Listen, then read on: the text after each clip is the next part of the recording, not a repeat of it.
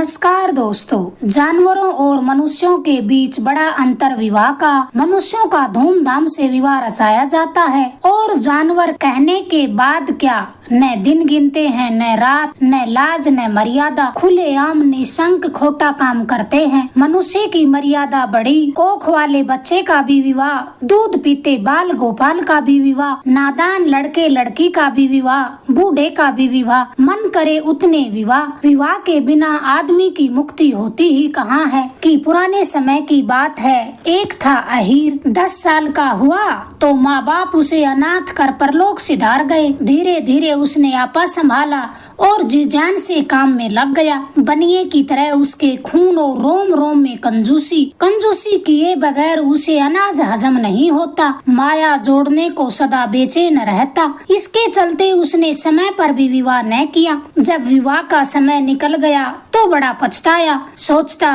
कि पेट काट कर जो माया जोड़ी ये किस काम की। मगर फिर भी 70 से 3 वर्ष कम रहने पर एक आदमी ने उसे समझाया कि मर्द कभी बूढ़ा नहीं होता, मैं तेरा ब्याह कराऊंगा।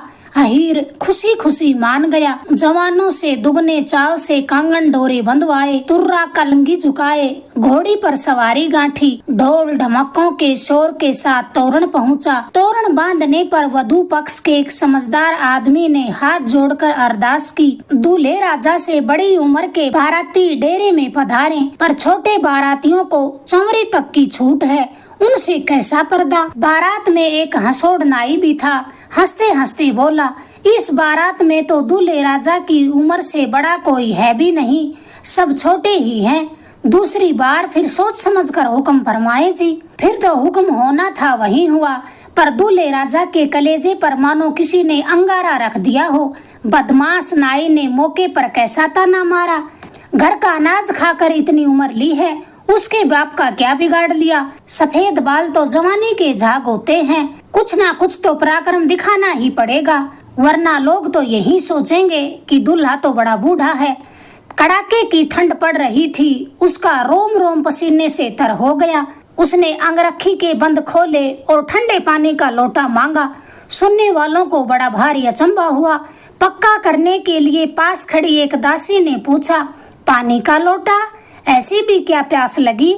मेरे कलेजे में तो पानी का नाम सुनते ही कपकपी छूटती है। तब दूल्हे राजा ने अपना पराक्रम दिखाते बेझिझक कहा, स्नान करने का वक्त होता तो मैं स्नान भी करता। नित्यनेम में आज देरी हुई सो बहुत, पर प्यास के मारे मेरे कंठ सूख रहे हैं, जल्दी पानी पिलाओ सो बात करो। दूल्हे राजा के आदेश पर पानी का लोटा तो आना ही था। फिर क्या देर, डग डग गले से उतार वह सारा पानी पी गया। समूचे वधू पक्ष में बात घुल गई कि दूल्हा तो जवानों को भी पीछे बिठाता है, रक्त में गर्मी के बिना इतना पानी कैसे पिया जाए। एक औरत कहने लगी, क्या खुद दूल्हे राजा ने पानी मंगवाया? दासी बोली, पानी मंगवाने से क्या होता है, मेरी आंखों के सामने दूल्हे ने पूरा लोटा पानी का पी लिया। तब वक्त और बरसों में क्या बाधा, मन से जवान तो जवान। हवा के अधर तैरती यह खुसर फुसर जब दूल्हे राजा के कानों तक पहुँची तो उसके घमंड की सीमा न रही।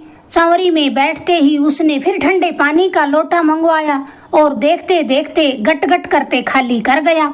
ओ माँ, आज से पहले ऐसा ताकतवर दूल्हा न तो सुना और न देखा। एक औरत ने जाकर अपनी बुआ को बताया, हाय राम, आज से पहले ऐसा ताकतवर दूल्हा न तो सुना न देखने को मिला। पानी की तरफ देखने से कलेजे में ठंड बैठती है, और जो ये दूल्हा राजा तो 2 लोटे एक ही सांस में पी गया, धार ही छूटने न दी। साली के हाथ में लोटा पकड़ाते बहनोई ने अकड़ भरे स्वर में आदेश दिया, 1 लोटा पानी और चाहिए। साली सोचने लगी, यह तो दूल्हा है या वज्र पुरुष है, पेट में अग्नि देवता तो नहीं घुस गए। हमारी बहन के बड़े भाग कि ऐसा बलशाली वर मिला। नाई वाला कटाक्ष अभी भी दूल्हे राजा के कलेजे में चुभ रहा था। आधी अधूरी साख तो फिर से कायम हुई। आंखों के सामने लोटा आते ही उसने झट हाथ फैलाकर लोटा पकड़ लिया। इस बार पानी ठंडा कुछ ज्यादा लगा, पर नाई वाला ताना भुलाने जैसा कहा। जोश में आकर फिर बूंद का बूंद पानी पेट में उड़ेल लिया। रोम रोम में ठंड बैठ गई, मानो नसों के अंदर खून जम गया हो। दांतों में चीसें चलने लगी। एक औरत काना घूंघट निकाले दूल्हे राजा को निहारते हुए कहने लगी, भगवान झूठ न बुलाए, मेरा विवाह योग्य बड़ी लड़की होती तो खुशी खुशी इनके साथ ब्याह कर देती। इनके शरीर में तो कितनी गर्माहट है, शरीर की गर्माहट ही सच्चा सुख है। मन में तो ऐसी जच रही है कि बस क्या बताऊं। दूल्हा राजा उसी औरत की तरफ हाथ बढ़ाते हुए बोला, एक लोटा और चाहिए। मन ही मन सोचने लगा कि आदमी में तो सूरज से भी ज्यादा आंच होनी चाहिए। सचमुच अब तो वह गले आ पड़ी जिद थी। लोटा आते ही फिर किसी तरह से लोटे को खाली कर दिया। सारी औरतों की चर्चाओं का स्वर बदल गया। जहाँ खड़ी थी वहीं से थुथका डालने लगी कि सोने में सुगंध यूं मिलती है। बिटिया के ऐसे भाग्य तो न जाने थे। ऐसी ठंड में थूक गटकना मुश्किल है, मगर हमारे दूल्हे राजा तो देखते देखते 4 लोटे ठंडा पानी डग पी गए। कोई जवान इस ठंडे में एक चुल्लू पानी तो पीकर दिखाए तो जवान माने। पुराने मर्दों की तो धज ही निराली है। हथलेवे की ब्याही के मुलायम स्पर्श से दूल्हे राजा के जोश को मानो पंख लग गए हों। पास खड़ी औरत को लोटा पकड़ाते हुए बोला, एक लोटा और चाहिए। भला दूल्हे राजा का आदेश कौन टाले। हुक्म के साथ लोटा हाजिर हुआ, पर इस बार पानी पीते वक्त हाथ थर थर कांपने लगा। रग रग में मानो बर्फ पिघल गई हो। 5वें लोटे का पानी कुछ ज्यादा ही ठंडा था। आधा लोटा खाली होते ही चौरी में बैठा दूल्हा राजा आंगन में लुढ़कता नजर आया। बचा हुआ पानी ऊपर फैल गया। औरतों की चकचक का पार न था। बड़बड़ाते दूल्हे राजा की टूटती आवाज किसी के कानों में साफ सुनाई न दी। तभी एक बुढ़िया कहने लगी, तो भी बिटिया के बड़े भाग कि इतना बूढ़ा दूल्हा होते हुए भी इतनी ठंड में 5 लोटे ठंडा पानी गले से उतार गया।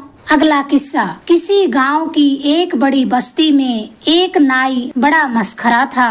बाल दाढ़ी मूंढते समय कई मजेदार चुटकुले सुनाता, हंसी ठिठोली करता।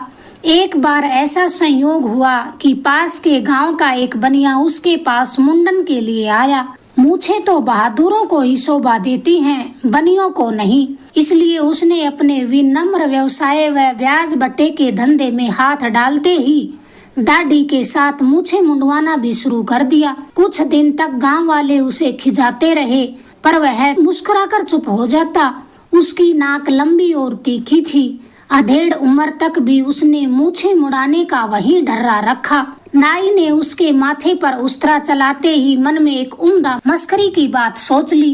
दाढ़ी, मूछें और माथे का अच्छी तरह मुंडन करने के बाद उसने मुंडे हुए चिकने सिर पर कुछ देर तक अच्छी मालिश की। फिर सेठ की नाक पकड़कर उनसे कहा, सेठ जी, आपका सिर तो एकदम राम झारे सा है। यह रही टूठी और यह रहा उसका चमकता हुआ पेंदा। यह कहकर उसने बनिए के सिर पर जोर से ठोला मारने के बाद हंसी मजाक में कहा, सुना आपने कैसा राम झारे सा टन करते बोला। चोट बनिए के सिर पर लगी थी, मगर उसकी पीड़ा उसके दिल में अधिक हुई। उस्तरे की धार देखकर उसने वह बेहुदा मजाक भी सहन कर लिया।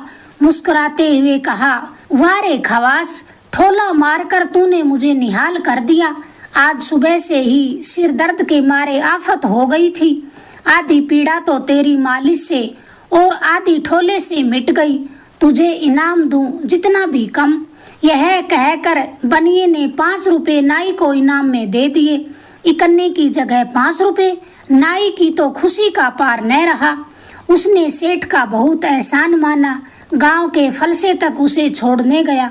विदा होते समय बनिए ने उसे आश्वासन दिया कि जब कभी हजामत की जरूरत होगी यहीं आइएगा। नाई लौटकर आया तो दाढ़ी मूछ वाला एक राहगीर हाथ में तलवार लिए वहां बैठा था। अमुक गांव का छुट भैया राजपूत था। बड़ी बड़ी मूछें, कजरारी दाढ़ी, बनिए की तरह लंबी नुकीली नाक। नाई की हथेली में खुजली चलने लगी। बनिए तो कंजूस होते हैं और ठाकुर राजपूतों का दिल तो बड़ा उदार होता है। 21 रुपए से कम तो क्या देंगे। भला मेरे ठोले के मजाक का कौन बुरा मानेगा। उस्तरे से रगड़ रगड़ कर उसने 2 बार मुंडन किया। आम की गुठली अच्छी तरह रगड़ी, फिर काफी देर मालिश की। ठाकुर की तबीयत खुश हो गई। तब नाई ने अच्छा मौका देखकर उसकी नाक पकड़कर जोर से ठोला मारते हुए वही राम झारे वाली बात दोहराई। ठाकुर के तो गुस्से का पार न रहा। गुस्सा आने पर उसे कुछ होश नहीं रहता था। नाई के तेज उस्तरे से ही उसकी नाक जड़ सहित काट डाली। फिर दोनों कानों का सफाया किया। माथे पर जोर जोर से जूते फटकारते हुए कहा, तेरा सिर तो तबले की तरह बजता है। गनीमत समझ की गर्दन नहीं उड़ाई, वरना तलवार का एक मामूली झटका ही काफी था। नाई ने पांव पकड़कर माफी मांगी, तब कहीं ठाकुर ने जूती पहनी और उसी क्षण नाई को बनिए की वह मार्मिक मुस्कान का रहस्य समझ में आया। अगर आपको ये किस्से पसंद आए, प्लीज चैनल को लाइक करें, शेयर करें, सब्सक्राइब करें। धन्यवाद दोस्तों।